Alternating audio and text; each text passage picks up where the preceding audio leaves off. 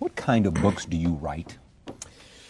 Well, If you could just write the way that you tell me stories from your life, that's what you need to try to do. Lord knows when I started writing poetry, it was rotten. The poetry was rotten? Sure, I was 10, 11, 12 years old. I am not absolutely dissatisfied with it. I think it is a good idea, but the execution would have been better if I had not been under the influence of TB when I wrote it. Do you create characters you like? usually I do, but I don't always. With my pencil, I've traveled to the moon and back, probably a few times. We both were writing so much and having such a fine time doing it, we decided that this should keep on. No, I don't know where it all comes from. And that's the literal, unvarnished truth. Good morning, afternoon, or evening. My name is Katie, and you're listening to Unpublished, Not Unknown. I wanted to welcome all the new listeners. For those of you who are new to the podcast, this is a place where I read your short stories. To submit a short story to be read on the podcast, you can do so at our website, unpublishednotunknown.com, which will be listed in the show notes. Anyone is welcome to submit at any time. I'm open to all genres, but do keep submissions family-friendly. Winners are decided by me, and I will reach out to you to let you know your story has been chosen. Today's episode is titled A Long Way by Sharon Harris. Let him through, Zach's new friend bellowed, standing up and bumping his head on the baggage locker above him. They'd just touched down, and the passengers were desperate to get off the plane. Come on, hissed Luke, shoving Zach into the aisle. Move, he added to the man who'd snored through the whole flight from Istanbul. Passengers in the front seats were stretching, glancing Zach's way in annoyance. He looked away, embarrassed. He'd only started talking to Luke later in the flight, when violent air turbulence over the Alps sent him sprawling into Luke's lap. Everyone! Luke's voice cut through the pungent cabin air. You have to move! This man's having a baby! Zach dropped his laptop as the passengers turned around in surprise. A flirtatious octogenarian in seat B24 clapped her hands and nudged her neighbor. How lovely, she cooed loudly. But he shouldn't have been flying in his condition. People shuffled back to their seats, clearing the aisle and congratulating him. New dad coming through, someone called from behind. Zach bent down for his laptop, shame surging to his face. The truth was, he'd only known about the baby since Tuesday, and he certainly wasn't ready to be a new dad. Reluctance dragged at him, willing him not to get off the plane. He wished he hadn't told Luke, but he'd had to say something after being in his lap. Finally, he was out of the plane, into the tunnel where the fresh air caught in his lungs. He didn't know where to go from here, but he was striding on all the same. Through doorways and checkpoints, corridors and moving stairs, bright boutiques selling sunglasses and perfume. Should he buy a present? What do you buy for a baby you've never met and an ex-girlfriend you hardly know? He was lost. Zach stood still. Was he rushing to the hospital or running away? Each way he turned, the maze of the airport confused him. Looking up at the signs, he saw that he was in a departure lounge and the flight was boarding in 12 minutes, to Istanbul. He sat on a vinyl seat and scrubbed both hands over his face, stubble scratching his palms. What was he doing here? Why hadn't he ignored the text from Rachel? Thousands of men did that. Why couldn't he? It would have been easy. He could pretend the baby wasn't his. He could board this flight and be gone. But he couldn't. Wouldn't. Every kid needed a dad. Zach rose shakily to his feet.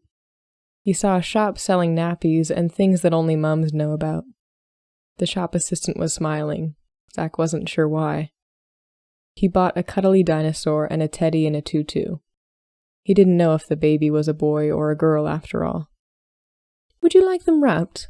The assistant said, still smiling. How do you talk and smile at the same time? Zach stared at her. Will it be able to unwrap it? He asked, unsure. How old is baby? I don't know yet. Zach said stupidly. Let's wrap the cuddlies anyway. Mum can help unwrap if baby's too young. Zach needed to go. He was in an altered reality where he didn't belong, and it was frightening him. He snatched up the presents, now with enormous bows on them, one pink, one blue, and tucked them under each arm. He read the overhead signs to the baggage carousel, and this time, his route unfolded clearly, each corridor leading on to the next until he entered the revolving doors and broke free into the outside world. The hire car was parked at the top of East Street multi-story car park. Zach had forgotten the odor of the urine-soaked stairs of these places. Maybe it was unique to the UK, like the green sludge on the outside walls. The sun never reached here, not that there was much sun to reach anywhere. He'd stopped at level 1 to put the toys in his hold-all. He didn't want his kid playing with toys that smelt. The traffic was slow. Brake lights and number plates filled Zach's vision. A few years ago, he'd have known the back streets well enough to navigate out of here, but the area around the airport had been rejuvenated with smoky glass office blocks and exclusive wine bars. His sat-nav kept telling him to make a U-turn, and it rudely ignored him when he shouted that he couldn't. There was a new ring road to ease the traffic flow, but once in it, Zach found no way to get off. His car reached a top speed of 39 miles an hour at one point, only to reach a slip lane that took him to IKEA, a dead end. Zach considered shopping. The baby might need a changing mat or one of those mobiles that played a tune, or maybe a PlayStation. That would be fun. They could play together. But he didn't stop. He wanted to get there, to prove to Rachel that he wanted to be a part of his baby's life. The sat-nav gave him an alternate route out. The traffic wasn't as dense here, and after a left turn in 200 yards and a right turn at the T-junction, Zach joined the main route out of the city, turning off the sat-nav with satisfaction. With only 20 miles to go, Zach needed fuel. He pulled into Langham Services northbound, his knuckles tight from gripping the steering wheel. He went to the gents, then hovered outside a florist. Should he buy Rachel some flowers? Is that what you were supposed to do? As far as he remembered, she'd rather have vodka and Coke. Turning away from the flowers, he almost walked on a child who was lying on the floor. Zach stared. Where was its mother? What was it doing anyway? Zach tilted his head to see that the boy was licking the floor, happily murmuring to himself. Hey, said Zach gently. He didn't want to frighten the kid. He was a new dad now. The boy ignored him and moved towards Zach's highly polished shoes. Hey, repeated Zach, more sharply. The kid wasn't going to lick his shoes. That was disgusting. He'd polished them before the flight. Liam, there you are. Zach looked up with relief as the mother came running towards him. She glared at him. Liam, did this man hurt you? Liam was giggling as his mum picked him up, and Zach saw that his face was smeared with ice cream and dirt. No, that's not what happened, started Zach, but the two of them had already gone. He stared after them. Were all kids like that? All dribbly and revolting? He hoped his baby was a girl. She'd play with dolls and stay clean. Parking at the hospital was a nightmare. Each time he drove around the car park and Zach saw a space, someone else shot into it first. Who designed these things anyway? The spaces were too small for any car with more than 3 wheels, and he kept driving up the curb. He'd found himself in the staff car park at one point, and just as he was about to park, he'd come dramatically close to running over a doctor. Sorry, he'd mouthed through the windscreen, trying to look apologetic. A woman was foraging in her handbag over in the top corner, so Zach took the quickest route to reach her, driving over the grass. He loitered next to her until she had her keys, but instead, she took a tissue from her bag and wiped her eyes. Her shoulders were shaking and her face was gray. Zach buzzed his window down. Are you leaving? He asked in his most charming voice. The woman stared at him without understanding. He threw the car into reverse. Someone had died, and he'd blundered in, thinking only of himself. And his baby girl. He had to find her. Zach parked in front of the ticket machine. This would have to do. He wrote a note on the back of the fuel receipt and left it on the dashboard. He wasn't going to pay when there weren't any spaces. Having a baby should give him a free pass. The hospital loomed in front of him. The severe architecture and tiny windows didn't appeal to Zach. His tastes were more modern, sleek lines and floor-to-ceiling windows. As he climbed the entrance steps, he saw a map on the wall. It was hard to know which ward he needed. Why couldn't one be called Baby Ward? "Excuse me." Zach caught the attention of a patient having a cigarette. "Where do they have babies?" The patient, a middle-aged man with pinched-in eyes, drew on his cigarette until the end turned red and his face turned redder. "Well," the man chuckled, "my wife had a second in the corner shop. Came out that fast, he did. She only went for crisps." He laughed, and smoke seeped out from between his teeth. "No, I didn't mean," started Zach. The man smiled patronizingly. "Is it your first?" he asked. Zach nodded as if he'd done something wrong. "You'll be fine," he said, his tone soothing. He flapped his cigarette in the direction of a separate building at right angles to the main hospital. "Over there. Careful of the guard dogs." "What?" Zach was terrified of dogs. "What do you mean?" The man laughed again, finding his cigarette pack and offering one. "Do you need one of these?" he said. Zach shook his head. What he needed was to find his baby, his beautiful girl. The man took pity on Zach. "There's no dogs, just a matron." "Thanks," said Zach, moving away. The man called after him, stubbing out his cigarette at the same time. "She's like a pit bull. Don't make any sudden moves." Zach was desperate. Over the last 2 days he'd been trying to find the baby that had turned his life inside out. He'd traveled 1,500 miles to meet her, and he was dog-tired. But he was also nearly there. Zach entered the maternity unit. It reminded him of the airport, with the same flooring and screwed-down seating. There could be an arrivals board on the wall, and it wouldn't have looked out of place.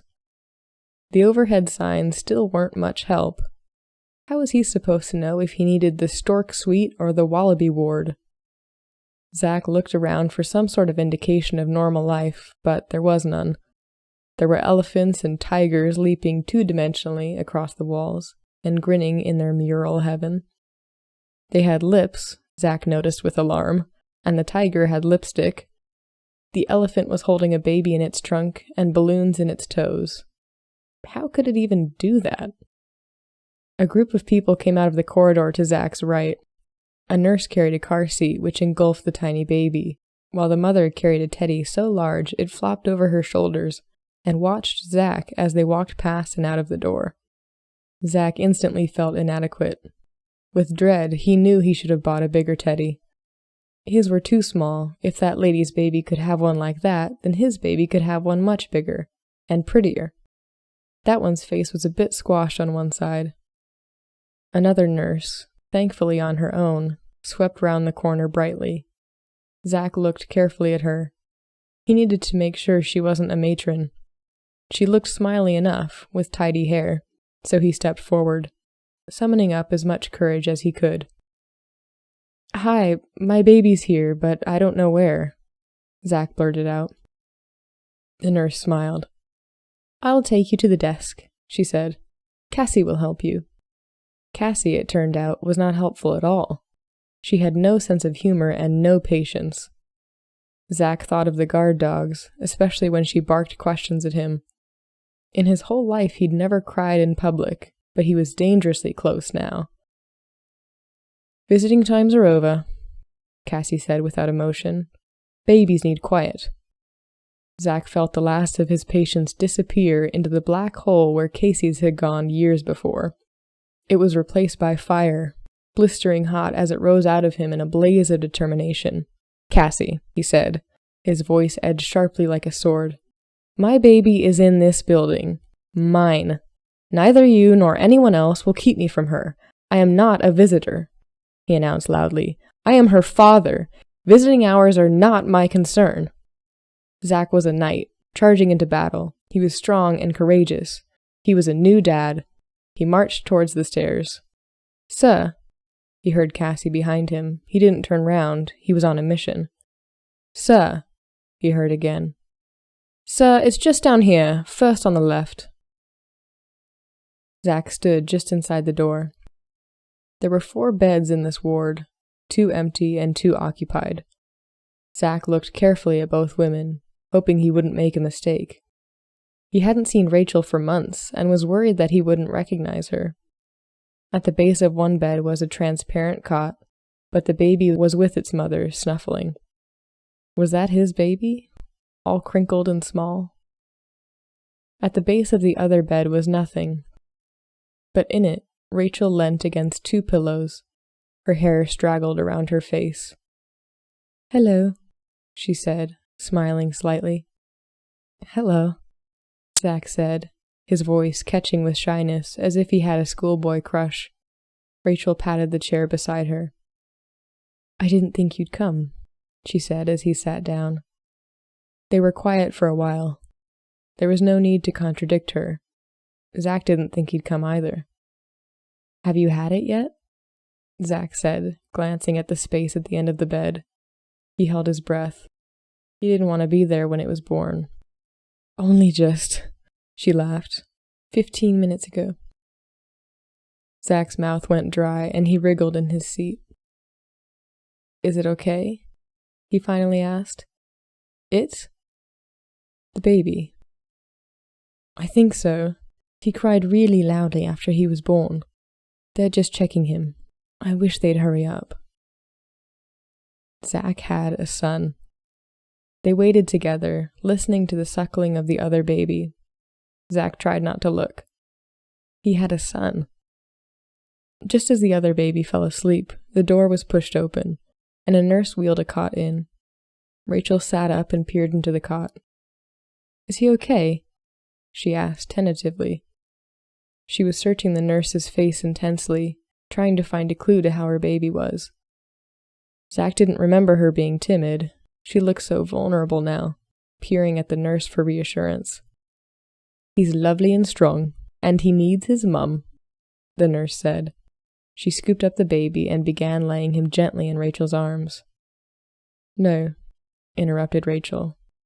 "He needs his dad." Zach felt all his confidence drain away. What if he dropped him, or made him cry? But the nurse was giving him his son to hold, showing him how to cradle his head, and laying him in the crook of his arm. Zach looked down, staring in awe. "Liam, meet your dad," said Rachel kindly. Zach jolted the baby when he heard the name. Visions of another Liam shot urgently into his mind. The dirty, dribbly Liam that had licked the floor. But his little Liam snuggled further into his arms and smelt clean. His boy wouldn't be like that. He would be perfect.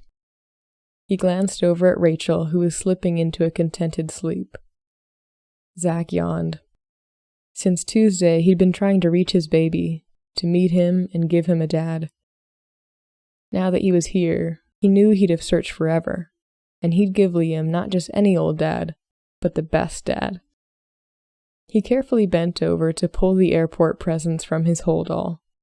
He unwrapped them gently, putting the soft dinosaur in Liam's tiny hands, and the teddy with the tutu next to Rachel. Zach stretched out his legs and put his head back against the chair. He'd come such a long way.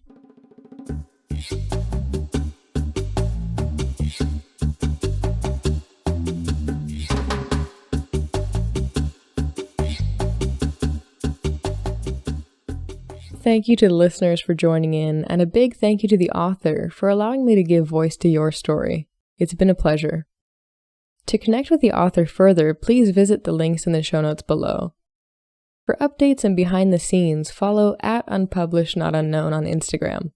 I do respond to messages and love to interact with you guys there. Remember, my goal with this podcast is to help unpublished authors. So if you can think of more ways that I can do that, feel free to contact me with suggestions.